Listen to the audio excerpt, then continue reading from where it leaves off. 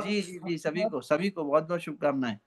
हम हृदय से जुड़े हैं सदगुरु और आपके माध्यम से सदगुरुदेव श्री राम शर्मा जी आचार्य, माँ गायत्री और गायत्री परिवार से भी हम ऐसे ही जुड़े रहेंगे। स्वागत है, स्वागतम, सुस्वागतम। जी। प्रणाम, सभी को प्रणाम। जी, प्रणाम।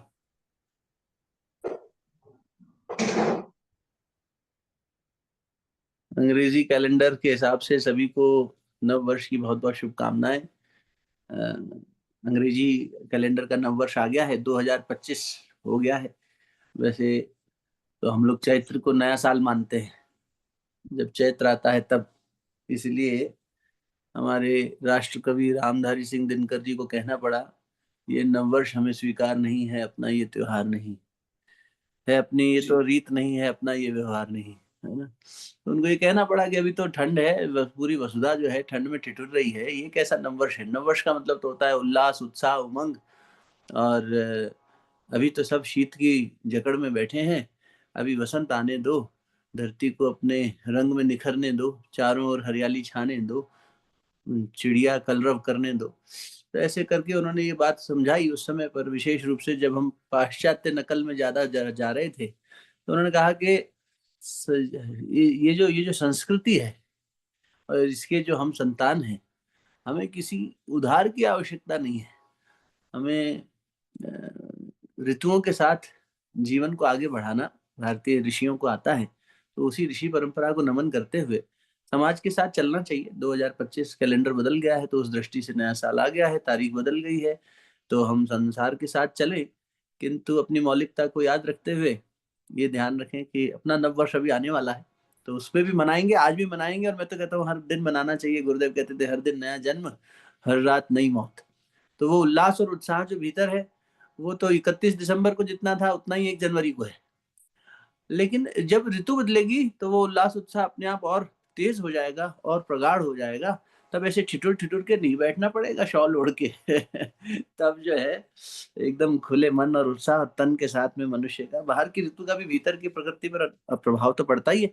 तो चैत्र में फिर से भगवान के आशीर्वाद से ये क्रम बना रहा, तो भी, और नहीं बना रहा तो भी हम लोग चैत्र की नवरात्र पर जब प्रतिपदा आएगी तब नववर्ष मनाएँगे। और अब 2025 की शुभकामनाएँ आप सबको चरणों में समर्पित करते हुए, परम पूज्य गुरुदेव वंदनीय माता जी, माता गायत्री को प्रणाम करते हुए आइए गायत्री महामंत्र और गुरु मंत्र के माध्यम से अपने अंतःकरण के उल्लास को और ऊँचा उठाएँगे। शरीर स्थिर, नेत्र कोमलता से बंद। ॐ भूर्भुवः स्वः तत्सवितुर्वरेण्यं भर्गो देवस्य धीमहि धियो यो नः प्रचोदयात्। ॐ गुरुर्ब्रह्मा गुरुर्विष्णुः गुरुरेव महेश्वरः गुरु साक्षात् परब्रह्म तस्मै श्री गुरुवे नमः।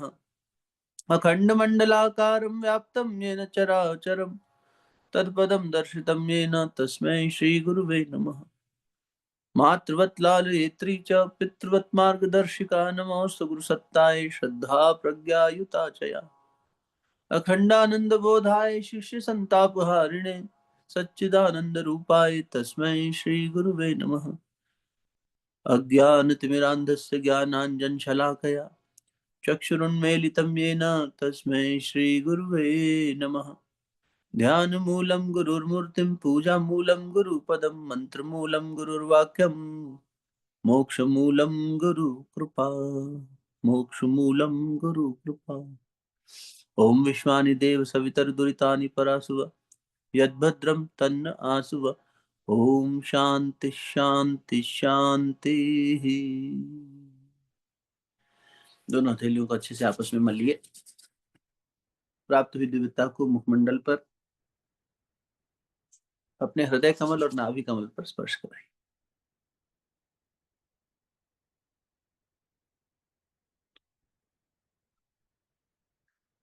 सभी को बहुत बहुत प्रणाम। हमारी श्रृंखला आत्मा व अरिज्ञातव्य, आत्मा व अरिश्रोतव्य, ये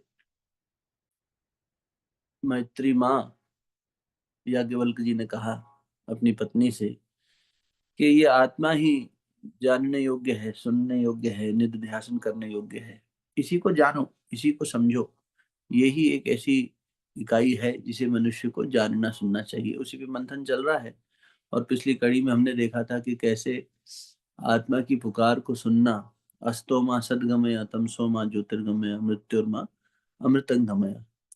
माता मैत्री ने ऋषि याज्ञवल्क जी से ये प्रार्थना करी कि आप जिस आत्म तत्व की खोज में जा रहे हैं उसमें हमें भी साथ लेकर चलें, क्योंकि हम भी ये सब प्राप्त करके, ये सब सांसारिक सुख प्राप्त करके भी, और इतना सब हमारे पास होने के बाद भी हम उस बंधन से मुक्त नहीं हो पाएंगे। वो बंधन मुक्त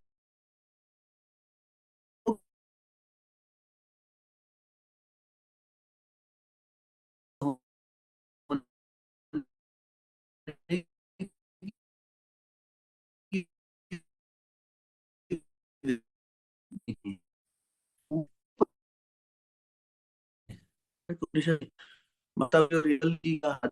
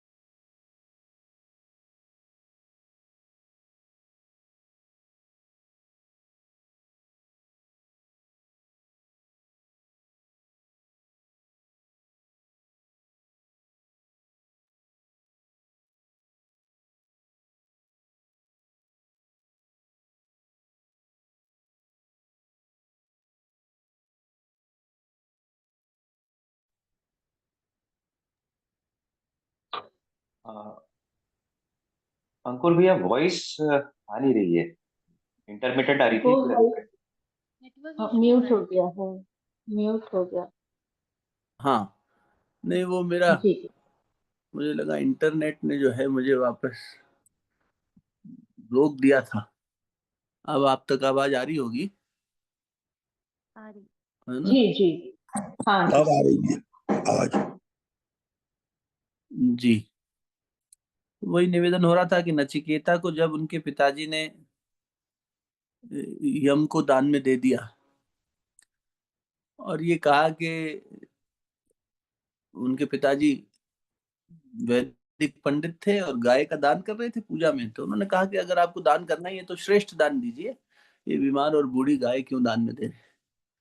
तो जब इस प्रकार से उन्होंने टोका तो क्रोध में आकर मनुष्य जो है सम्मोहित हो जाता है। भगवान ने गीता में भी कहा क्रोधात भवति सम्मोह, सम्मोहात स्मृति विभ्रमः।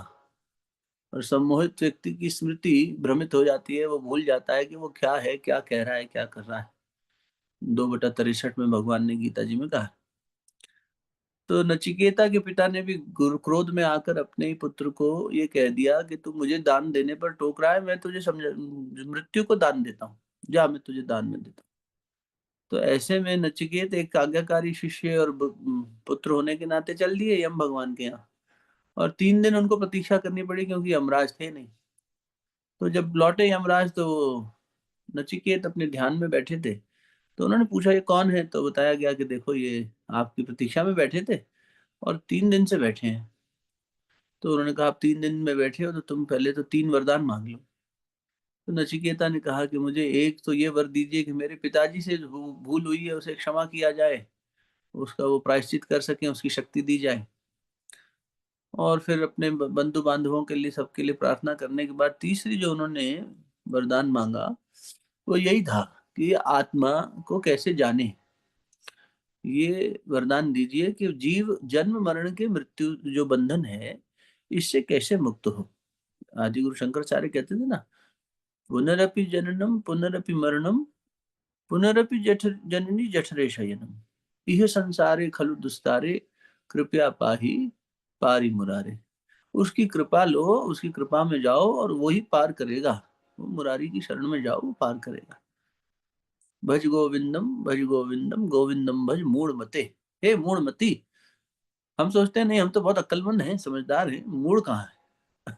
हम अपनी मति से, अपनी बुद्धि से अपना आकलन करते हैं तो स्वयं को बड़ा श्रेष्ठ समझते हैं, लेकिन फिर हम शारीरिक बंधनों में बंध के और अविद्या की शरण में जाके आचरण नहीं करते, कुछ ठीक वही आचरण करने लगते हैं जो अविद्या जैसा कराती है। अज्ञान के आधार पर मनुष्य रस्सी को सांप समझता है और हम वैसा ही जीवन जीता है। तो भय युक्त, क्रोध युक्त, वासना युक्त, कामना युक्त जीवन जीने लग जाता है मनुष्य, और जो उसकी आत्म तृप्ति उसको अपने आत्म तत्व से मिल सकती है उससे दूर चला जाता है।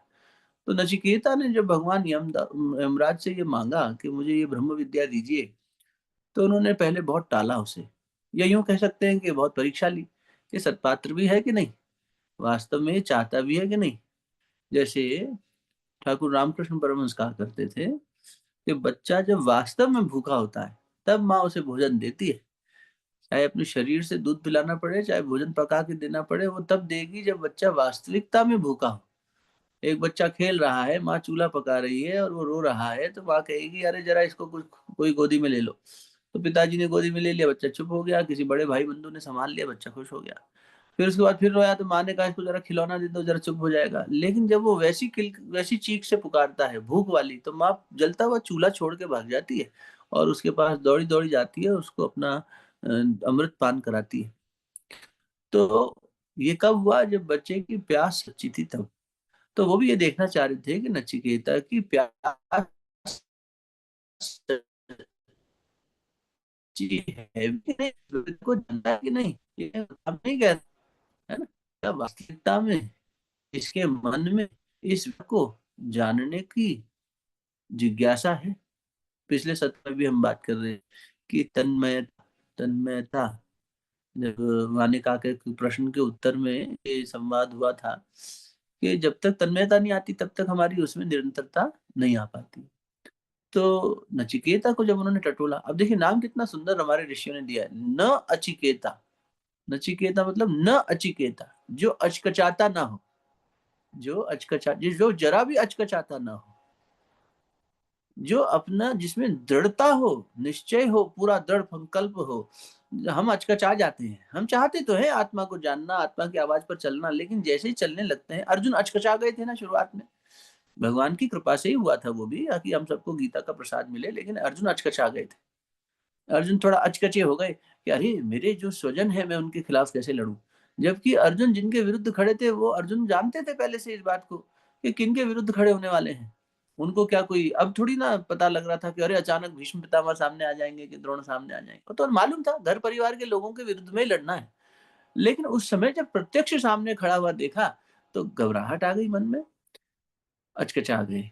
नचिकेता यानी न अचिकेता, जो कभी अचकचाता न हो, उस व्यक्ति को नचिकेत कहते हैं। नचिकेत जो कभी भी नहीं अचकचाए। जैसे लक्ष्मण, बड़ा सुंदर व्याख्या बाबा दिया करते थे कि लक्ष्य किए हुए मन को लक्ष्मण कहते हैं।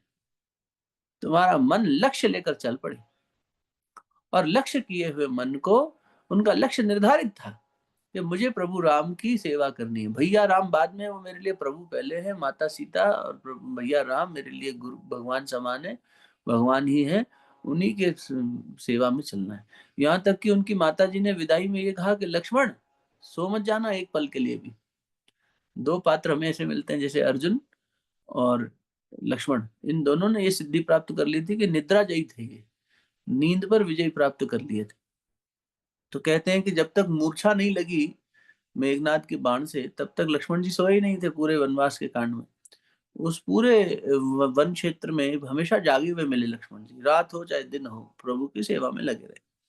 तो मनुष्य में जब ऐसी निष्ठा हो, नचिकेता जैसा दृढ़ संकल्प हो, तब ये हम इस दिशा में बढ़ पाते हैं। क्योंकि हम बढ़ने तो लगते हैं, ऐसा नहीं है कि हमारे अंदर वो संस्कार नहीं है, कि हमारे जीवन में गुरु नहीं है, कि हमारे जीवन में ऐसे संसाधन नहीं है, ऐसा परिवार नहीं है। परिवार भी सहयोग करने को तैयार हो जाता है, कहता है हाँ आप सुबह उठिए, आप ध्यान करिए, हमें ऐतराज नहीं है। आप उपवास करिए, हम आपको बाध्य नहीं करेंगे, हमारे साथ होटल में चलिए, शादी ब्याह में चलिए, हम आपकी आध्यात्मिक यात्रा का सम्मान करते हैं। फिर भी हम उतना नहीं बढ़ पाते, क्यों? क्योंकि हम खुद अचकचा जाते हैं। हमारे मन में अभी वो दृढ़ता उतनी स्तर की नहीं आई जितनी इस रास्ते पर चलने वाले भी आनी चाहिए। जो कि दास कबीर कह गए कि जो घर फूके आप नो चली हमारे साथ। तो कौन सा घर फूकना है? ये घर थोड़ी फूकना है जो मिट्टी का बना हुआ है। ये शरीर के अंदर जो हमने घर बना रखा है, ये मन के अंदर जो घर करी हुई वासनाएं हैं, कामनाएं हैं, तृष्णाएं हैं, इच्छाएं हैं, हमारे संस्कार हैं, इनको फूकने को कोई तैयार हो तो हमारे साथ चले। क्योंकि हे अर्जुन, ये कायरों का मार्ग नहीं है। भगवान ने अर्जुन को कायर कह के यही प्रबोधन दिया है कि इस भीतर की महाभारत को कोई कायर नहीं लड़ सकता। इसके लिए तो दृढ़ संकल्प चाहिए, दृढ़ इच्छा शक्ति चाहिए और पूर्ण समर्पण, पूर्ण लगन चाहिए। ये होगी तब ये मन नियंत्रण में आएगा। मनुष्य जड़ और चेतन से मिलकर बना है, ये बात पिछले 2 सत्रों में हुई। अब जब जड़ता हावी हो जाती है तो मन जड़ता की ही संरचना करने लगता है, जड़ता के पीछे भागने लगता है, जड़ता के बारे में चिंतन करने लगता है, जड़ता को ही धारण करने लगता है और उसका पूरी दिनचर्या जो है जड़ता के अधीन होने लग जाती है। और जब मनुष्य चैतन्यता की शरण में जाता है तो चेतना की शरण में जाने पर उसका बंधन मुक्त होने लग जाता है। आत्मा की शरण में जाने पर हम बंधन मुक्त होने लगते हैं। बंधन क्या है? हम आपके व्यवहार के आधार पर सुख और दुख का अनुभव करें तो ये बंधन है। हम प्रकृति के मौसम के बदलाव के आधार पर सुख और दुख और शांति का अनुभव करें तो ये तो बंधन है। जब इन बंधनों से परे हो जाएं, लिबरेशन, मुक्त हो जाएं, लिबरेट हो जाएं। स्वामी विवेकानंद कहा करते थे, do you really have a free will? क्या आपके पास सच में फ्री विल है? हम कहते हैं ना हम अपनी इच्छा से कर रहे हैं। तो स्वामी जी कहा करते थे, वास्तव में तेरी इच्छा है कि तेरे मन की इच्छा है जो तुझ पे हावी होकर तुझसे करवा रही है ना? मेरी इच्छा है कि मैं जो है घूमने जाऊं, तो ये तेरी इच्छा है? नहीं, तेरे मन की इच्छा है। मन ने तेरे को हावी होकर दास बना रखा है, तू मन की पूर्ति कर रहा है। फ्री विल तो तब हुई जब स्वामित्व आ जाए मन के ऊपर। जो हमारे साधुओं के पास, मनीषियों के पास, स्वामियों के पास, ऋषियों के पास, गुरुजनों के पास दिखाई देता है, वो क्या है? वो स्वामित्व है, कंट्रोल, कि मेरे मन पर मेरा नियंत्रण है साहब। तो अगर मैं कुछ कर रहा हूं तो ये मेरी इच्छा है, ना कि मेरे मन की इच्छा। हम तो मन जैसा नचाता है वैसा नाचने लग जाते हैं। मेरा मन कर रहा है तो हम मन की इच्छा पे नाचते हैं। मन को हम चुप करा सकते हैं क्या? क्या इतना उसने हमारा अनुशासन मान लिया? वो अभ्यास जब करने लगते हैं, क्योंकि आत्मा की शरण, अगर आत्मा के साथ जुड़ के मन कुछ कर रहा है तो ठीक है। जैसे आत्मा ने कहा सेवा करने को, तो करेंगे तो मन से ही। मन का उसमें कार्य तो रहेगा। हे अर्जुन, मन ही मित्र है, मन शत्रु भी है। तो मन को मित्र बना के उसको एक उपकरण की तरह कार्य तो लेना ही है। अंतःकरण चतुष्टय, मन बुद्धि चित्त अहंकार। तो अंतःकरण में हमारा जो मन है, चेतन मन, कॉन्शियस माइंड, और अवचेतन मन यानी चित्त, और बुद्धि जो निर्णय लेगी, और अहंकार जो समर्थन करेगा। तो हमारा सात्विक अहंकार, हमारी बुद्धि प्रज्ञा भी परिमार्जित हो जाए, हमारा चित्त शुद्ध हो जाए, चित्त की वृत्तियां शांत हो जाए, तो चेतन मन तो बना ही रहेगा। चेतन मन बाहर के संसार से संपर्क तो करेगा ही। तो गुरु जो है वो चिट्ठी भी लिख रहे हैं, ग्रंथ भी लिख रहे हैं, उद्बोधन भी दे रहे हैं, तो इस मन का ही सदुपयोग कर रहे हैं। लेकिन वृत्तियां नहीं है वहां पर, अंदर से कोई वृत्ति नहीं उठ रही है ना? हमारे मन की वो वृत्तियां हम पर हावी हो रही हैं और हम कार्य नहीं कर पा रहे या उसके अधीन होकर कार्य कर रहे। तो करने योग्य क्या है? हे अर्जुन, करने योग्य केवल आराधना ही करने योग्य कार्य है। इसी धर्म क्षेत्र, इसी कुरुक्षेत्र को धर्म क्षेत्र बनाना है। तो माता मैत्रेयी ने जब कहा तो उन्होंने यही प्रार्थना करी कि हे प्रभु, आप जो ये ऐसा करिए कि ये हमारा जीवन मंत्र बन जाए। मैंने, मुझे याद नहीं है इसलिए लिखा है कि जो उन्होंने प्रार्थना करी थी, असतो मां सद्गमय, उसकी अगली पंक्ति क्या है देखिए, असतो मां सद्गमय तमसो मां ज्योतिर्गमय मृत्योर्मा अमृतंगमय आविराविर्मम एधि रुद्र यत्ते दक्षिण मुखम तेन माम पाहि नित्यम। हे चिरंतन सत्ता, मेरे अंतस और ब्राह्म में सर्वत्र हे विराजमान सत्य, मुझे सत्य की सीमा से बाहर निकालकर अपने में मिला लो। प्रार्थना ये थी, पूरी प्रार्थना, कि मुझे असत से सत्य की ओर ले चलो, अज्ञान से ज्ञान की ओर ले चलो, मृत्यु से अमृत्यु की ओर ले चलो। हे चिरंतन सत्ता, मेरे अंतस और बाह्य में सर्वत्र हे विराजमान सत्य, हे महान सत्य, जो आप भी बाहर में भी है, भीतर में भी है, मुझे सत्य की सीमा से बाहर निकालकर अपने में मिला लो। बहुत बढ़िया बात है, गहरी बात। परमात्मा सत्य से परे है, परमात्मा सत्य से परे है। वो सत्य और असत्य की सीमा में थोड़ी बंधता है, वो सत्य है। सत्य तो अलग शब्द हो गया, सदैव बने रहने वाला सत्य, चित्त, आनंद, जो शाश्वत है। लेकिन वो सत्य की सीमा से, कई बार लोग कहते हैं ना भगवान सत्यवादी है। भगवान सत्यवादी थोड़ी हो सकते हैं, भगवान तो स्वयं सत्य से परे हैं। तो इसलिए उन्होंने कहा कि आप भीतर और बाहर में सर्वत्र विराजमान हैं, आप मुझे सत्य की सीमा से बाहर निकाल दें, उससे बाहर ले चलें और अपने में मिला लें। जग के असत्य पदार्थों को हटाकर सत्य स्वरूप भवन में ले चलो, जहां आप हैं और आपके सिवा कुछ भी नहीं है। ज्योतिषाम यज् ज्योति, सर्व लोगों में ज्योतियों की भी परम ज्योति सविता, कोटि कोटि सूर्य सम आपकी परम ज्योति जिनमें व्याप्त है। हे ज्योतिर्मय, अपने पावन स्पर्श से मुझे भी ज्योतिर्मय बना दें, जिससे अंधकार के समस्त परिवेष्टनों से मुक्त होकर मैं ज्योतिर्मय बनूं। तमसो मां ज्योतिर्गमय, मुझे ज्योति की ओर ले चलो हे परमात्मा। एक बड़ा अच्छा भजन था कि मेरे मन के अंध तमस में ज्योतिर्मय उतरो। ये मन का अंध तमस है, इसके अंदर आप हे ज्योतिर्मय मां उतरो, हे सविता शक्ति उतरो, तत्सवितुर वरेण्यम, हम आपका वर्ण कर सके।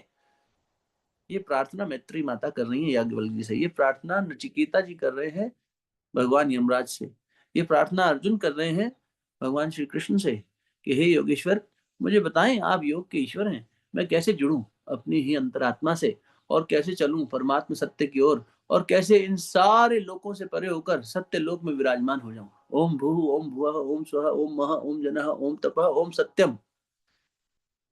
उस सत्य लोक तक की यात्रा कैसे होगी, ये विद्या। जब अर्जुन, यही आदि गुरु शंकराचार्य जी ने विवेक चूड़ामणि में कह दिया, जब अर्जुन ने कहा कि भगवान ये बताइए कि जीव जन्म मरण के इस बंधन से मुक्त क्यों नहीं होता, जिस बंधन की ओर भगवान स्वामी विवेकानंद जी ने संकेत किया कि तुम अपने फ्री विल से नहीं काम कर रहे, तुम अभी बंधन में, अपने संस्कारों के बंधन में बंधे हुए हो, जैसे दुर्योधन बंधा हुआ था। केन अपि देवेन हृदय स्थितेन यथा नियुक्तो अस्मि तथा करोमि, कोई मेरे भीतर बैठा है, जैसा मुझे नियुक्त करता है वैसा मैं कर देता हूँ। हम में और दुर्योधन में ज्यादा अंतर नहीं है, हम जान रहे हैं सत्य को। उसने भी कहा, हे काका, विदुर काका, मैं जानता हूँ, जानामि धर्मम न चमेव प्रवृत्ति, जानामि अधर्मम न चमेव निवृत्ति। मैं धर्म जान रहा हूँ, सही क्या है जान रहा हूँ, लेकिन करने योग्य तो आत्मा ही है, उसकी शरण में जाना है, लेकिन मेरी प्रवृत्ति नहीं हो रही। और जानामि अधर्मम न चमेव निवृत्ति, गलत को जान रहा हूँ लेकिन उससे निवृत्ति नहीं हो रही।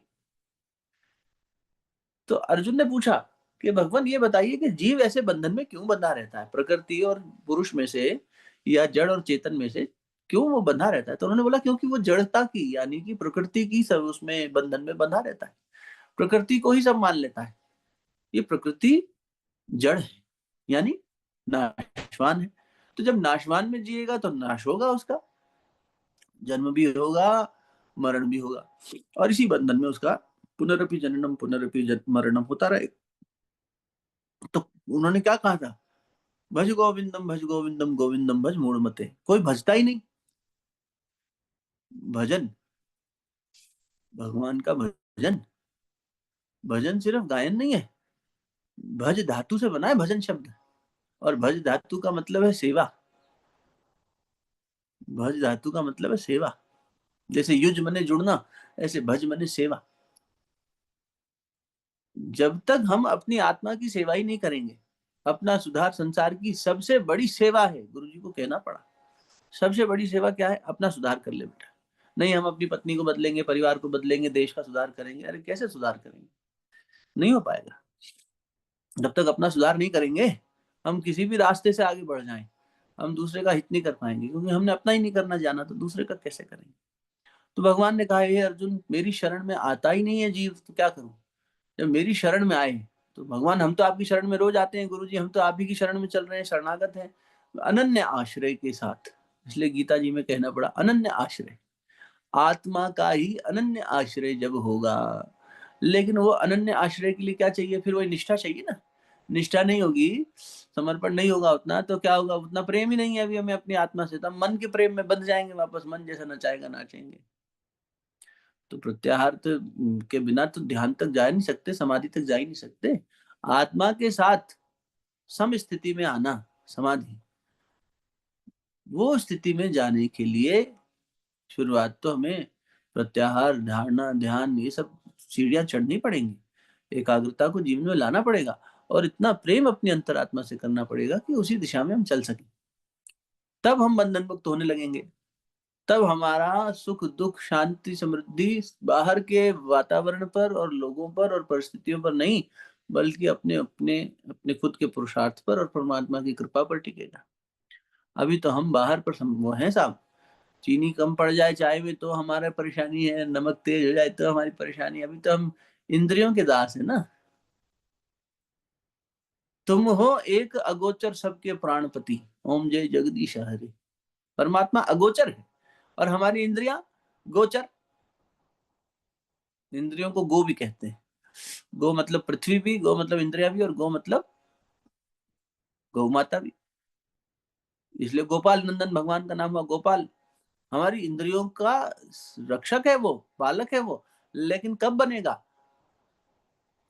शास्त्र कहते हैं कि देवताओं ने इंद्रियों को श्राप दे दिया, मनुष्य की इंद्रियों को श्राप दे दिया। श्राप दे दिया मतलब हम अपनी जिह्वा से अगर अभक्ष खाएंगे, अभक्ष बोलेंगे, हम अपनी नासिका से गलत सूंघेंगे, हम आंखों से गलत देखेंगे, हम मुंह से किसी की निंदा करेंगे, हम कानों से किसी के बारे में बुरा सुन के ज्यादा अच्छा महसूस करेंगे, तो हमारी इंद्रियां श्रापित हो गई ना। तो ये गोचर हो गई, ये चरने चली जाती हैं इंद्रियां कहीं ना कहीं। जैसे गौ माता चरने जाती है भोजन घास, ऐसे ही हमारी इंद्रियां जो है ये चरने चली जाती हैं, और ऐसा कुछ चर के आती हैं जिससे हम भगवान से दूर हो जाते हैं। तो सबसे पहला काम ही इंद्रिय संयम है। किसी भी शास्त्र को उठा के देख लें, कहीं भी देख, प्रत्याहार ही सबसे पहला नियम है। अपने इंद्रियों को समेटो। जो ये बाहर चरने चली गई गोचर, इसे उस अगोचर की तरफ लेके तो जाए। परमात्मा अगोचर है। हे अर्जुन, मेरी शरण में आए तो मैं जीव को बंद, समस्त पापों करके, जितने पाप तू कल्पना कर सकता है अगर कर ले, उसके बाद भी जीव अगर मेरी शरण में आ जाए तो मैं तो अशरण शरण हूं, मैं तो उसे शरण में दूंगा ही दूंगा, है ना। एक बड़ा सुंदर भजन है, हे मेरे गुरुदेव करुणा सिंधु करुणा कीजिए, हूँ अधम्माधीन अशरण शरण में ले लीजिए। पाप बोझे से लदी नैया भंवर में जा रही, पाप बोझे से लदी नैया भंवर में जा रही, नाथ दौड़ो अब बचा लो जल्दी डूबी जा रही। प्रार्थना तो कर रहे हम, हे मेरे गुरुदेव करुणा सिंधु करुणा कीजिए, हूँ अधम आधीन अशरण शरण में ले लीजिए। अब हम प्रार्थना तो ये कर रहे हैं कि गुरुजी हमारे को कहीं शरण नहीं है, कोई बेटा बहू शरण नहीं दे रहे, कोई माता पिता शरण नहीं दे रहे, कोई पति या पत्नी शरण नहीं दे रहा, कोई समाज शरण नहीं दे सकता एक सीमा से ज्यादा। जब तक हमारी आपकी आत्मीयता है या प्रेम है तब तक तो हम बात कर रहे हैं, वरना नहीं है तो खत्म मामला, कौन शरण देगा। लेकिन परमात्मा कभी किसी को नहीं ठुकराता। फिर विभीषण राक्षस हो तो क्या, दुर्योधन को भी खुद अपने उसके द्वार पे जाके कह रहे हैं मत कर, जिद छोड़ दे, इतना प्रेम है उन्हें हमसे।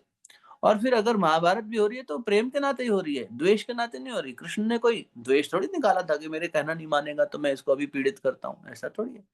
तो भगवान गुरु बन के आते हैं, हम उनसे प्रार्थना तो करते हैं लेकिन आप अपनी शरण में ले लीजिए। तो वो कहते हैं बेटा शरण में आ जा तो सही, तो बैठ तो सही, ठाकुर रामकृष्ण इसी बात को समझाया करते थे। ठाकुर कहते थे तुम बिल्ली का बच्चा बनो, बंदर का बच्चा बन जाते हो। बिल्ली अपने बच्चे को, नवजात शिशु को मुंह में पकड़ती है और एक जगह बिठा देती है। 4-5 बच्चे हुए, उसने एक जगह बिठा दिए। अब वो जाएगी, चूहा मारेगी, कहीं दूध पी के आएगी, कहीं रोटी खा के आएगी, ताकि उसके शरीर में दूध बने और वो अपने बच्चों को पिलाए। बच्चे कहीं नहीं जाते अपनी माँ को ढूंढने जब तक वो वापस नहीं आ जाती, वहीं मिलते हैं। और बंदर का बच्चा, आपने देखा होगा, बंदर का बच्चा अपनी माँ को पकड़े होता है, माँ ने नहीं पकड़ा होता उसको, माँ चल रही होती है, वो उसके लिपटा रहता है शरीर से, और जब मन करता है छोड़ के भाग जाता है। फिर कहीं खतरा होता है, फिर माँ की शरण में आ जाता है। ये अनन्य आश्रय नहीं है। अनन्य आश्रय, जिस शरण की बात करी जा रही है, भगवान कह रहे हैं अगर कोई सब छोड़कर मेरी शरण में आए तो सही। कबीर जब कह रहे हैं जब सब कुछ अपना फूंक के हमारे साथ चले तो सही, उसका मतलब ये है कि जब हम ही इस रास्ते पर चलेंगे तो हमारी कामनाएं वासनाएं हमारा बंधक बनेंगी, हमारा परिवार हमारा बंधक नहीं बन रहा। वो थोड़ी बांध रहे हैं हमें, हमारी आसक्ति हमें बांध रही है। आसक्ति रूपी रस्सी में हम सब बंधे हुए हैं। ये जो हमारी बंधन है, इनके अधीन होकर हम कार्य करते हैं। इसलिए स्वामी जी को कहना पड़ा, do you really have a free will. तो वो करुण पुकार हमें जो हम गा रहे हैं, मन से प्रार्थना में आ रही है, उसको और गहराना पड़ेगा। हमारी प्यास इतनी हो कि माँ चूल्हा छोड़कर हमारे पास भागे भागे आए। हमारी निष्ठा ऐसी हो कि यमराज को भी, क्योंकि उन्होंने कहा आपसे अच्छा कौन मिलेगा हमें, यम यानी मृत्यु का देवता, तो आप ही मृत्यु का अनुशासन, यम यानी अनुशासन भी, तो आप ही अनुशासन के, जीवन मरण के वो है करता धरता। तो आपसे अच्छा शिक्षक कौन मिलेगा हमें, गुरु कौन मिलेगा, ये ब्रह्म विद्या बताने वाला। वो बोले तू स्वर्ग का राजा बन जा, तीनों लोक का और ले ले, राज्य ले ले, सारी अप्सराएं ले ले, सब धन संपन्नता ले ले, अपने कुल के लिए, अब तू दीर्घायु हो ले, सब ले ले। नचिकेता ने सब मना कर दिया, ये प्रलोभन मुझे नहीं चाहिए। जब यम भगवान को लगा कि इसे कोई प्रलोभन नहीं भा रहा, अब ये अनन्य आश्रय लेकर आ गया, इसकी निष्ठा परख ली हमने, चलो अब तुम्हें ब्रह्म विद्या देते हैं। कहने को तो विवेकानंद जी के साथ में ही और भी ऐसे साथी थे, 15 और गुरु बंधु थे, लेकिन सबसे ज्यादा विवेकानंद को ही प्रसाद क्यों मिला। और विवेकानंद जी को उन्होंने नेतृत्व दिया, लेकिन तब भी स्वामी जी ने मठ बनाने के बाद स्वयं को उसका अध्यक्ष नहीं बनाया, ब्रह्मानंद जी को बनाया। राजा महाराजा तू बन, वो राजा ही बुलाते थे उसको, क्योंकि ठाकुर कहा करते थे कि ये अगर मेरी शरण में नहीं आता तो कहीं राज्य कर रहा होता, इसमें वो शक्ति है। तो बोले जब तेरे में वो गुण है, हमारे गुरु ने देख लिया था, तो हम क्यों राजा बने, तुम बनो, हमें थोड़ी राजपाट चाहिए, है ना, राजपाट पद प्रतिष्ठा हमें नहीं चाहिए, तुम चलाओ।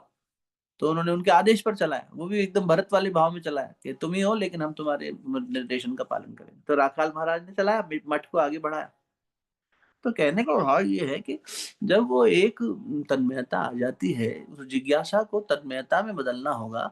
और ये जो क्षणिक हमारे अंदर कभी कभी आता है ना, इसको और निष्ठा पूर्वक गहराना पड़ेगा। आज का सूत्र वास्तव में निष्ठा ही है। जब दृढ़ता और निष्ठा के साथ में जब आगे बढ़ते हैं, व्रतेन दीक्षा मापनोति, दीक्षा मापनोति दक्षिणा, दक्षिणा श्रद्धा मापनोति, श्रद्धा सत्य माप्यते। उस सत्य को कैसे प्रवेश करेंगे, उस सत्य लोक में कैसे जाएंगे, उसका सूत्र दिया हमारे ऋषियों ने, व्रतशीलता से। व्रतेन दीक्षा मापनोति, जब हम व्रतशील हो जाते हैं तो हमारी इच्छा उसी दिशा में चल पड़ती है। व्रतेन दीक्षा मापनोति, उससे हमारी इच्छाएं सारी उसी दिशा में चलती हैं जिसका हमने व्रत लिया होता है। जैसे एक विद्यार्थी जीवन में, विद्यार्थी व्रत ले कि मुझे किसी बहुत बड़े एग्जामिनेशन में पास होना है, उत्तीर्ण होना है, तो वो व्रत ले लेता है कि अब मैं तो पढ़ाई करूंगा, लगनशील होकर, कम सोऊंगा, कम खाऊंगा, अपनी सेहत का ख्याल रखूंगा, बुद्धि को तेज करने वाले सारे अभ्यास व्यायाम करूंगा, और मित्रों से इधर उधर खेल कूद में मन न लगाकर पूरी निष्ठा से लक्ष्य को ध्यान में रखते हुए लक्ष्मण के समान चल पड़ूंगा। तो ये निष्ठा हुई ना। तो व्रतशीलता से मनुष्य दीक्षित होता है। दीक्षा ले ली हमने गुरु जी से और हमने व्रत पालन नहीं किया तो कोई फायदा नहीं हुआ उस दीक्षा का। हमने आईडी कार्ड तो डाल लिया गले में, जिस कंपनी में जाते हैं, जिस स्कूल में जाते हैं, उसका लेबल तो लगा लिया, लेकिन हम काम ही ना करें उसका, तो फिर हमारे को ढो रहे हैं, वो हमारे को सैलरी दे रहे हैं, लेकिन हम उनके कुछ काम नहीं आ रहे। गुरु जी हमने आपसे दीक्षा लिए हुए 20 साल हो गए, 40 साल हो गए, 10 साल, हम आपके आश्रम में 9 साल रहे। नालायक, तूने किया क्या, तू बना क्या, बना कि नहीं बना। वो उनका तो वही होता ना, तुमने क्या किया इससे मुझे मतलब नहीं, तुम क्या बने इससे मुझे मतलब है। तेरी माला क्या गायत्री माता बैठेगी वहां पे गिनने के लिए कि चित्रगुप्त बैठेंगे कि तूने कितनी माला जपी, कितने यज्ञ किए, कितने जोर से स्वाहा बोला, कितना बढ़िया प्रवचन दिया? नालायक, तू वो करते हुए बना क्या? बहुत डांटते थे। तू बेहतर इंसान बना के और अहंकारी हो गया। हमसे बहुत ज्यादा तपस्या असुरों ने करी, राक्षसों ने करी, किसने कम करी? देखिए, हिरण्यकश्यप हो, चाहे रावण हो, चाहे दुर्योधन हो, सब महान तपस्वी थे। कंस ने कितनी तप किया। जो भगवान का स्वरूप उनके विरुद्ध आया, उसने इतना तप नहीं किया जितना कि उस मनुष्य शरीर में या असुर के शरीर में आई हुई चेतना ने किया। लेकिन उसका सुर बिगड़ गया। सारा तप करने के बाद भी वो असुर बना। सारी व्रतशीलता का पालन करने के बाद भी असुर बना। सत्यलोक में नहीं पहुंचा। व्रतेन दीक्षा मापनोति, पहला चरण। दीक्षा, व्रतेन दीक्षा मापनोति, दीक्षा मापनोति दक्षिणाम। अब दक्षिणा शब्द का मतलब है मनुष्य दक्षिण में प्रवेश कर जाएगा, जहां पर अपने जैसे अनुगामी और मिले, सहचर और मिले। अब इस मंत्र का फायदा उठा के झूठे पंडित जो है वो क्या करते हैं कि दक्षिणा चढ़ाओ। दक्षिणा का मतलब धन नहीं है, दक्षिणा का मतलब मन चढ़ाना है। इसलिए गुरुजी ने कहा एक सच्ची प्रवृत्ति, सत प्रवृत्ति संवर्धन, दुष्प्रवृत्ति उन्मूलन। बेटा तुम दीप यज्ञ कर रहे हो, जन्मदिन मना रहे हो, चलो बताओ एक अपनी बुराई छोड़ो, एक अच्छाई अपनाओ। बस हमें अपनी बुराई दे जाओ। गुरुजी यही कहते तुम यहाँ आए हो तो अपनी बुराई हमें दे जाओ, हमें कुछ नहीं चाहिए तुमसे, अपनी एक बुराई दे जाओ। सोचो कैसा गुरु है। अगर मुझे कुछ नहीं चाहिए, मुझे तेरी बुराई से मतलब है, वो मुझे दे जा बेटा, मैं उसे मांझ मांझ के साफ कर दूंगा।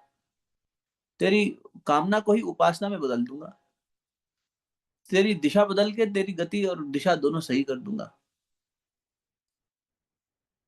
हम सब देख सकते हैं जिस दिन गुरु हमारे जीवन में आए होंगे, उससे पहले का जीवन, उसके बाद का जीवन खुद ही मूल्यांकन करें। तो गुरु ने क्या किया? हमारी बुराइयां परिमार्जित कर दी, शोधन कर दिया, साफ कर दिया और बेहतर बना दिया हमें। अब उससे आगे हम ना चलें तो हमारी भूल है। हमारी गति हम ही ना बढ़ाएं। दिशा दे दी, रथ तुम्हें पथ दे दिया, चलने का सब बता दिया, और हम आगे ना बढ़े तो गुरु कहेगा बेटा तू बच्चे की तरह कब तक चलेगा, थोड़ा दौड़ लगा। तो दक्षिणा क्या है? जब तुम उस मार्ग पर चलोगे, किस मार्ग पर? सत्य मार्ग पर। हमें सत्य लोक में जाना है। ओम भूहु ओम भुआ ओम स्वहा ओम जनः ओम तपः ओम सत्य, सत्य में जाना है। तो सत्य लोक में जाने के लिए जो रास्ता है वो बता दिया, तेरे को साथ चल रहे हैं वो बता दिया, और साथ चलने वाले लोग मिल जाएंगे। तो व्रतशील होके चल तो सही, निरंतरता अपना। व्रतेन दीक्षा मापनोति, दीक्षा मापनोति दक्षिणा, दक्षिणा श्रद्धा मापनोति। अब दक्षिणा यानी इस स्थिति में जब आएंगे तब श्रद्धा रूपी शक्ति का जन्म होगा। श्रद्धा कब आएगी जीवन में? जब कोई काम निष्ठा पूर्वक करेंगे तो उसके लिए श्रद्धा आएगी। श्रद्धा को पैदा करने का फॉर्मूला दे रहे हैं हमारे ऋषि, सूत्र दे रहे हैं। ये श्रद्धा के बिना आत्मा के प्रति श्रद्धा ही नहीं आ रही हमारी अभी, क्योंकि हम व्रतशील होकर उसकी दिशा में बढ़ ही नहीं रहे। आत्मा परमात्मा उसी को जानना है। तो व्रतेन दीक्षा मापनोति, दीक्षा श्रद्धा, दीक्षा व्रतेन दीक्षा मापनोति, दीक्षा मापनोति दक्षिणाम, दक्षिणा श्रद्धा मापनोति, श्रद्धा सत्य मापते। अब ये जो श्रद्धा पैदा होगी, श्रद्धा शब्द का अर्थ क्या हुआ? संस्कृत में बड़ी सुंदर परिभाषा है। श्रत को धारण करने वाली शक्ति श्रद्धा कहलाती है। श्रत यानी सत्य। श्रत संस्कृत में बोलेंगे तो श्रत, हिंदी में बोलेंगे सत्य। परमात्मा सत्य चित्त आनंद है। तो वो जो सत्य है, जो वास्तविक है, जो अच्युत है, जो शाश्वत है, जो एब्सोल्यूट है, श्रत, श्र और त पे हलंत, श्रत को धारण करने वाली शक्ति श्रद्धा कहलाती है। तो जब तक हमारे में श्रद्धा नहीं होगी तब तक हम परमात्मा की, आत्मा की शक्ति को धारण ही नहीं कर पाएंगे। धारण करने का पात्र तो चाहिए। गुरुजी कहा करते थे बेटा तू ऐसे अपना आंचल मेरे आगे कर देता है, कुर्ता अपनी शॉल आगे कर देता है और कहता है गुरुजी घी दे दो। नालायक, तेरा कपड़ा भी खराब होगा, मेरा घी भी बर्बाद जाएगा। अरे ऐसे कपड़े में कोई घी लेता? घी के लिए तो पात्र लेके आ बेटा, पात्र लेकर आ, पात्र ला फिर मैं दूंगा। तो हम गए और हम नालायक इतने मूर्ख थे कि हमने जाके झूठा बर्तन ले आए, मैला बर्तन ले आए। तो वो बोले अरे यार बड़ा बड़ा भला मानस मिला है मेरे को।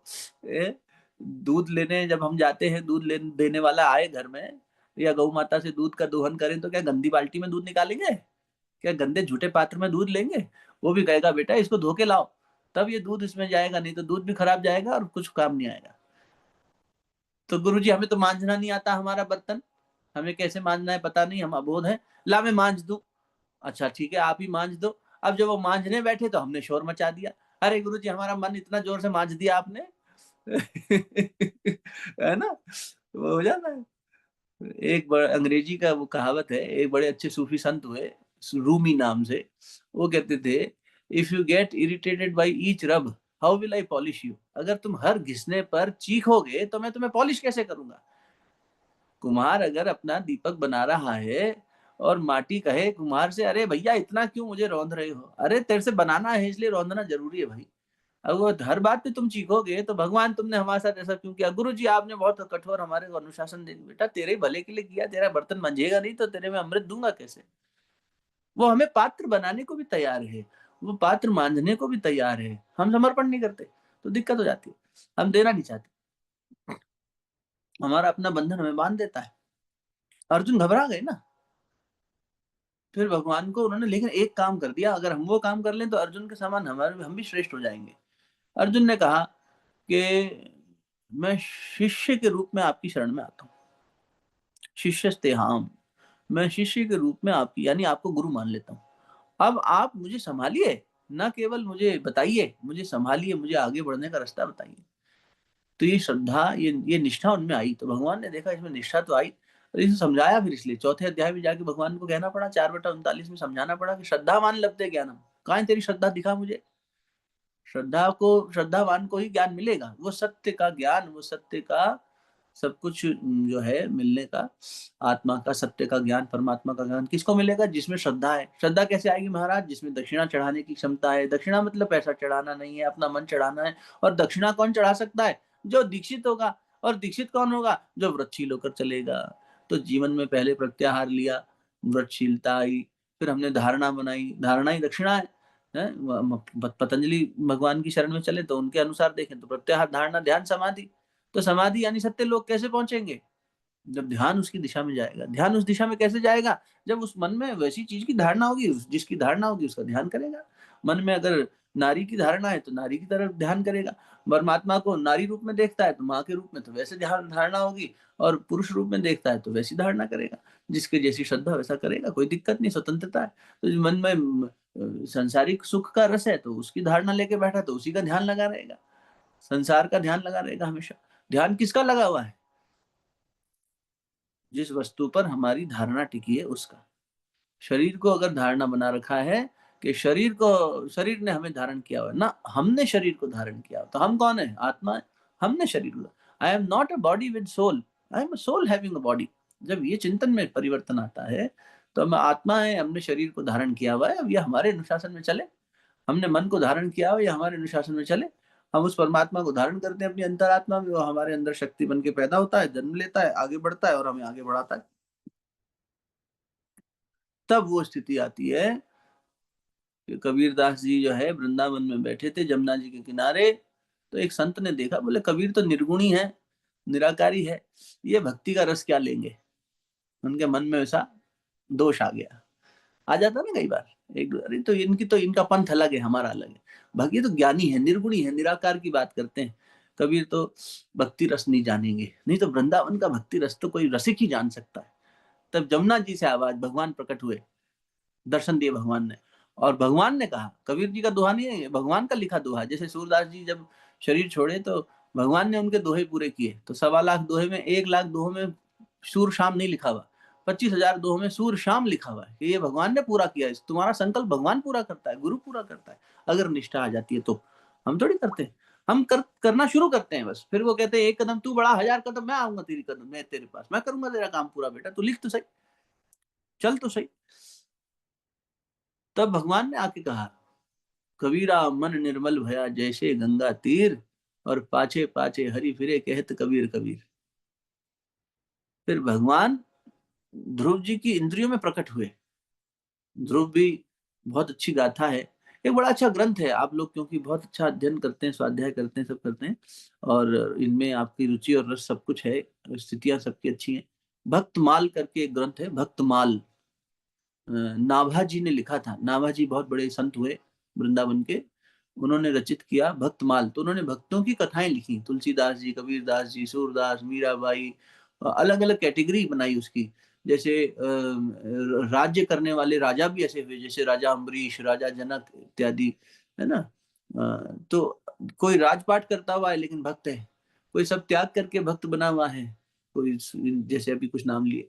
इस प्रकार जैसे कुंती हो गई, माता कौशल्या हो गई, दशरथ हो गए, सबके बारे में उसमें उनकी छोटी छोटी जीवनी बताई हुई है। भक्तमाल, भक्तों की पूरी जीवनी है। तो बहुत सुंदर ग्रंथ है। और भगवान ने भी कहा, मुझसे ज्यादा मेरे भक्त प्यारे हैं। मेरा अपमान में स्वीकार कर लूंगा, पर मेरे भक्तों का अपमान में नहीं स्वीकार कर सकता। भक्त पर आँच आई तो भगवान तुरंत अपने उसमें आ गए, रक्षा के भाव में, कि नहीं, मुझ पे तुम कुछ भी कह लो, मेरे भक्त को कुछ मत कहो, वैसी स्थिति। तो वो बड़ा अच्छा ग्रंथ है, कभी उसमें अध्ययन करेंगे, बड़ा आनंद आता है उसमें। तो इससे हमारे को प्रेरणा मिलती है और सारे सूत्र उपलब्ध हैं उस दिशा में जाने के लिए। तो आज का सूत्र निवेदन यही है, फिर वाणी को विराम देंगे। कोई अगर जिज्ञासा होगी तो बात करेंगे कि व्रतशीलता जीवन में आए, निष्ठा जीवन में आए, और उस निष्ठा से, निष्ठा पूर्वक हम व्रतशील होकर चले, तो फिर हमें श्रद्धा बढ़ेगी। जैसे जैसे श्रद्धा बढ़ेगी, श्रत को धारण करने की क्षमता बढ़ेगी, हम सत्य को धारण करने की स्थिति में आएंगे और सत्य लोक की ओर बढ़ पाएंगे। तब जो मैत्री जी की प्रार्थना थी कि मुझे सत्य के परे ले चलो, सत्य लोक में पूरी तरह समा जाऊं। परे ले चलो का मतलब विलीन हो गए उसी में, उसी सत्य में विलीन हो गए, एक रूप हो गए, अद्वैत हो गए, तो वहां पहुंच जाएंगे। तो वो पहुंचने की सीढ़ी है, जो उनकी पुकार थी, प्रार्थना थी मैत्री माता की, वो जीव की पुकार है। अर्जुन का द्वंद हम सबका द्वंद है, वो तो जिज्ञासा हो रही है ना ताकि हम सबका लाभ हो जाए जनहित में। तो ऐसी स्थिति बन जाती है, फिर मन रमने लग जाता है उसमें। वही मन जो दूषित था वो सत्य की ओर भागना चाहता है। फिर गुरुदेव ने मैं क्या हूं नाम का एक ग्रंथ लिखा, सबसे पहला ग्रंथ वही लिखा था। तो उसमें मन के 3 नाम दिए, प्रवृत्त मन, प्रबुद्ध मन, आध्यात्मिक मन। मैं अगर शुरू हो गया तो फिर आगे बढ़ जाएगा, मैं यहाँ विराम करता हूँ। इस पर अगले में बात कर लेंगे, 3 मन पर चर्चा कर लेंगे, और फिर उनको आगे किस तरह से बेहतर बनाया जाए उसके कुछ अभ्यास, और उस दिशा में आगे बात करेंगे। अभी समय की गरिमा को ध्यान रखते हुए कोई जिज्ञासा प्रश्न हो तो ले लेते हैं, अथवा फिर यहाँ वाणी को विराम देते हैं। पूजा दीदी कोई प्रश्न हो तो आपके पास आया हो, या मुझे मालूम नहीं, नहीं तो अभी कोई पूछना चाहे, कहना चाहे तो जी। बहुत बहुत धन्यवाद अंकुर भैया, बहुत ही सुंदर तीनों सत्र हुए। और ऐसी कोई जिज्ञासा रहेगी तो आप सभी को VLF का नंबर दिया जा चुका है, आप लोग वहाँ पे वो शेयर कीजिए ताकि ये सत्र और भी आगे बहुत अच्छी तरह से बढ़ सके। धन्यवाद आप सभी का। जय श्री कृष्ण भैया।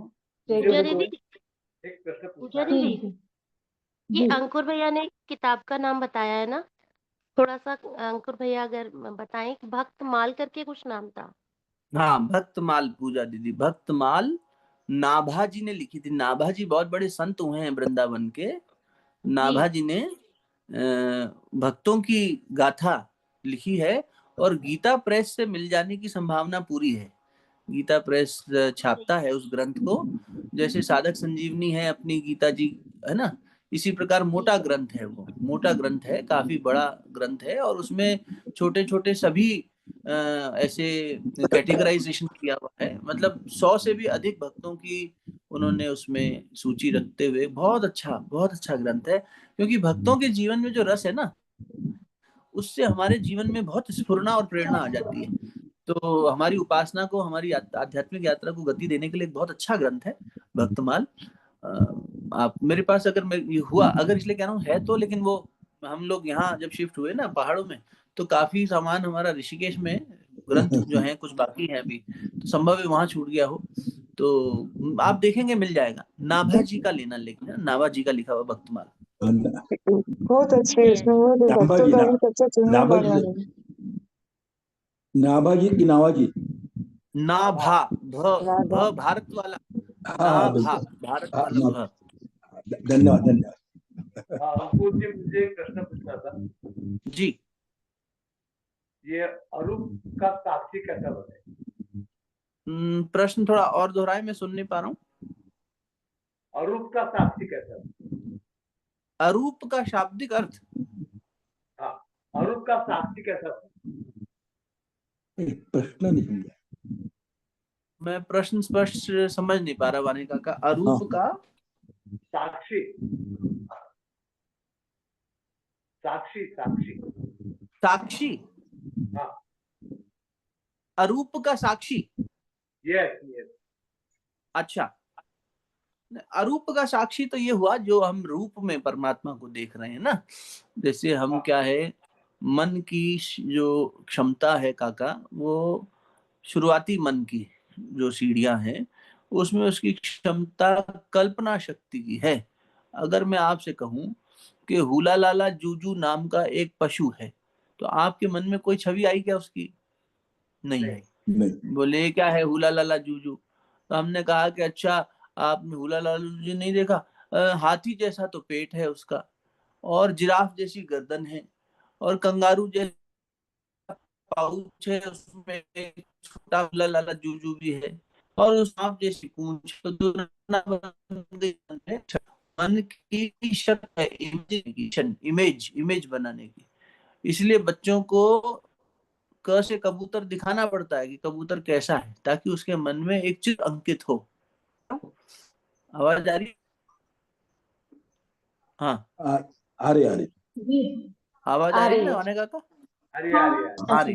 तो ये जो आवाज मन में जो छवि बन रही है, हाँ हाँ, मन में जो छवि बन रही है, ये छवि किस आधार पर बनी?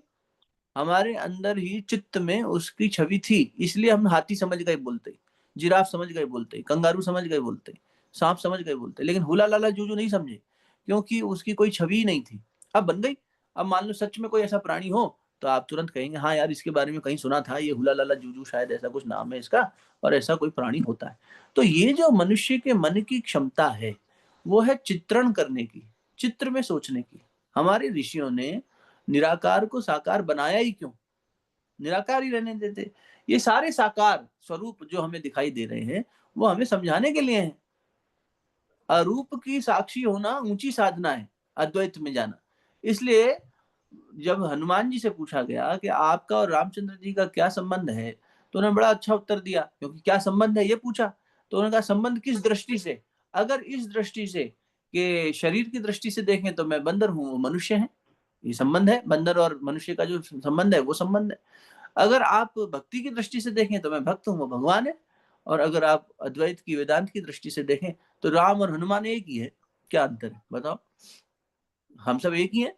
तो कौन सी दृष्टि से संबंध देखा जा रहा है, वो बात है। तो मन को वो दृष्टि तक ले जाने का अभ्यास कराना पड़ता है जहां वो अरूप की साधना कर सके, जहां उसे स्वरूप की आवश्यकता ना हो। लेकिन ये ऊंची साधना है, ये सहजता से नहीं होती।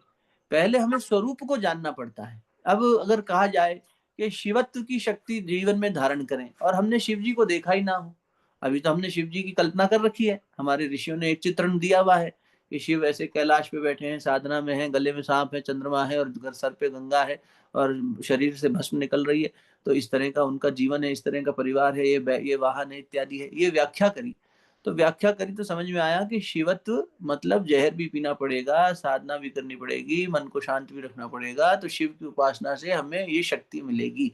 तो शिव की शक्ति से क्या क्या हमें फल मिलेंगे, मान के सोच के देखिए। शिव हमें नहीं बताओ क्या शिव है। तो शिव तो शब्द का मतलब तो ये होता है कि जो अशिव का नाश करने वाला शिव है। तो उस शिव को मैं कल्पना में कैसे लाऊं? मैं अबोध बालक हूं। अगर मुझे कबूतर देखा नहीं मैंने, और आप कह रहे हैं क से कबूतर, तो कबूतर क्या, मेरे मन में कोई छवि नहीं बन रही। अ से अनार, अनार हमने देखा ही नहीं, हमारे मन में छवि नहीं बन रही। इसलिए जब वो तस्वीर दिखाई गई कि अनार बनाओ भाई, इसके लिए तो एक ड्राइंग बनाओ, तब इसे समझ में आएगा। तो हमने चित्र बनाया, चित्र से बच्चे को समझ में आया। ऐसे हमारा मन शुरुआती यात्रा में अबोध होता है, उसे चित्रण से समझ में आता है, वो साकार का साक्षी बनता है, वो रूप का साक्षी बनता है। परमात्मा रूप से परे है, बिल्कुल सही बात है, वो तो गुणों से भी परे है। लेकिन फिर उसको समझने के लिए हम उसके गुणों की चर्चा भी तो करते हैं ना। इस परमात्मा का तो वो तो त्रिगुणात्मक शक्ति से प्रकृति से परे है, त्रिगुण प्रकृति से परे है, उसका मालिक है, वो सब कुछ में बना हुआ है, फिर भी किसी में लिप्त नहीं है। तो ऐसे उस स्वरूप को बनाया गया ताकि हम समझ सकें और उसकी शक्ति को अपने अंदर धारण कर सकें। तो अगर मुझे अशिव का नाश करने वाली और शांत स्थिर शक्ति चाहिए, तो मैं शिव की उपासना करूंगा। अगर मुझे सेवा की शक्ति चाहिए तो मैं हनुमान की उपासना कर लूंगा कि सेवा और निष्ठा हो तो हनुमान जैसी हो।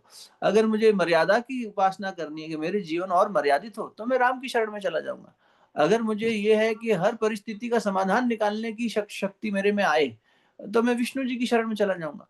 और देखो कैसा चित्रण किया कि वो सांप के ऊपर लेटे हैं, समुद्र में लेटे हैं, पैरों में लक्ष्मी माता बैठी हैं, यानी बंधन है, फिर भी लेटे हैं।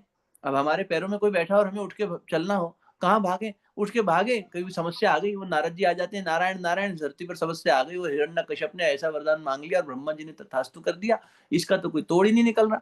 अब वो हाहाकार मचाए हुए हिरण्यकश्यप कि ना तो मैं मनुष्य से मर सकता, न पुरुष नारी से मर सकता, न पुरुष से मर सकता, न जानवर से, न मनुष्य से, न ऊपर न अंदर न बाहर, ऐसा करके उसने ऐसे इतने सारी गुत्थी लगाई है, युक्ति लगाई है कि अब सुलझ नहीं रही।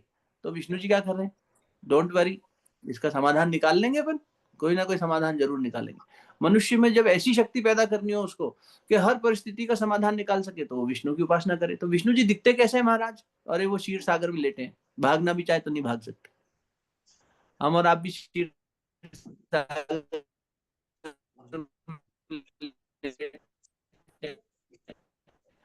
पर हमारा पूरा भी है और सांप के लेते हैं। जीवन में आए हो तो जीना ही पड़ेगा और जीना तो ही पड़ेगा। तो सांप देखो आसपास इतने सांप है डसने के लिए, फिर भी विष्णु जी शांत स्तर में बैठे हैं और नारद जी से कह रहे हैं कोई दिक्कत नहीं है, कोई समस्या आएगी हम समाधान निकालेंगे, यदा यदा ही धर्म से ग्लानिर्भवति, हम सत्य की रक्षा करने के लिए कोई समाधान निश्चित निकाल लेंगे। तो ये जो बात है ना, ये स्वरूप से हमें शक्तियां दी जाती है, समझाया जाता है, फिर इस ही होगी, मन इसके अतिरिक्त तो सोच नहीं पाता। इसी को हमने चित्रगुप्त कह दिया, ये हमारे अंदर छुपे हुए गुप्त चित्र है और ये गुप्त हमारे अंदर मन की जो कल्पना शक्ति आते हैं उससे हम भगवान के साकार जुड़ते हैं, फिर उसके निराकार गुणों तक पहुंचते हैं। बाहर से हनुमान जी देखते, फिर हनुमान जी देखते हैं, फिर हनुमान के निराकार स्वरूप एक में एक रूप हो जाते हैं, ऐसा हो जाता है जी।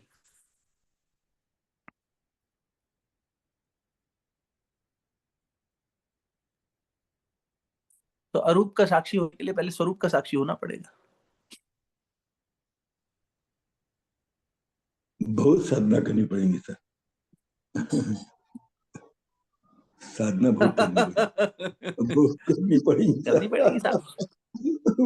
अर्जुन को यही तो भगवान ने कहा कि ये युद्ध लड़ते हुए साधना समर है, साधना समर है, युद्ध है। गुरुजी ने कहा साधना समर है, समर यानी युद्ध, ये युद्ध भूमि है। और इस युद्ध भूमि में अर्जुन अगर तू लड़ते लड़ते शहीद हो गया, मर गया, मतलब हमारा शरीर छूट गया, तो भी तुझे स्वर्ग मिल जाएगा, क्योंकि साधना करते करते ही स्वर्गीय जीवन हो जाएगा, स्वर्गमयी जीवन हो जाएगा।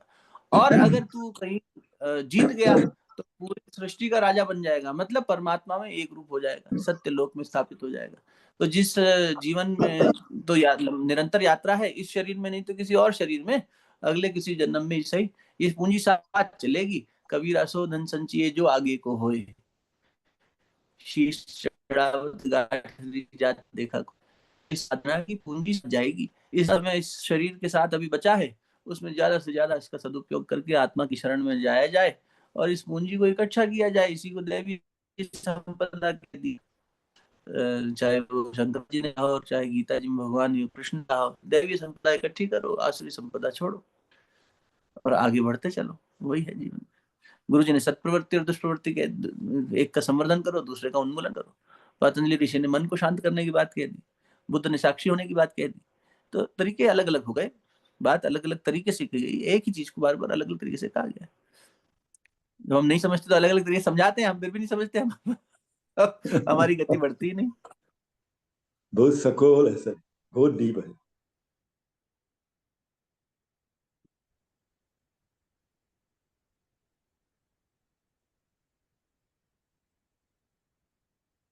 शांति पाठ करें आज के लिए। जी चलिए बृहद आरण्यक का ही शांति पाठ करते हैं। शरीर स्थिर कर लीजिए, सर मैं कुछ नेत्र कोमलता सर से। मैं कुछ बोलना जी चाहती हूँ। जी जी जी सर कहिए जी। आपने जो अभी बताया कि मन 3 प्रकार के होते हैं, तो उसके बारे जी में बाद में बात करेंगे, तो निश्चित हम सुनना चाहेंगे। वो अगले भी सत्र सुनना में उसी, चाहेंगे। हाँ जी अर्चना दीदी, वो इसलिए मैंने समय देखा कि 8 बजने को थे तो मैं रुक गया कि इसको अगले उसमें लेंगे, वो बिल्कुल चर्चा करेंगे, उस पर मंथन करेंगे, फिर उसके अभ्यास भी देखेंगे, है ना जी। हाँ। ठीक, अभी शांति पाठ करेंगे, शरीर स्थिर कर लें। भैया थोड़ा इंटरप्ट करूंगा।